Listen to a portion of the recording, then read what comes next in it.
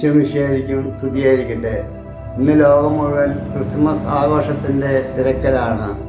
എല്ലാവർക്കും ക്രിസ്തുമസിൻ്റെ മംഗളങ്ങൾ സ്നേഹപൂർവ്വം ആശംസിക്കുന്നു.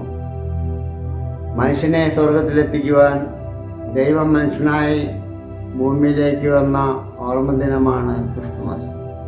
സ്നേഹത്തിൻ്റെ സന്ദേശവുമായി ലോകത്തിലേക്ക് വന്ന യേശുവിൻ്റെ ജനന തിരുനാൾ ആഘോഷിക്കുമ്പോൾ നമുക്ക് നമ്മളിലേക്ക് തന്നെ ഒന്ന് തിരിഞ്ഞു നോക്കാം.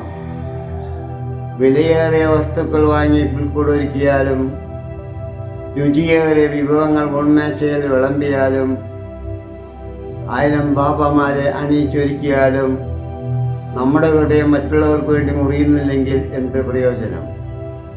ശരീര രക്തങ്ങൾ മുറിച്ച് നൽകപ്പെട്ടവൻ്റെ ഓർമ്മദിനം ആചരിക്കുമ്പോൾ നമുക്ക് മറ്റുള്ളവർക്ക് വേണ്ടി മുറിയുന്ന ഒരപ്പമായി മാറാം. Happy Christmas.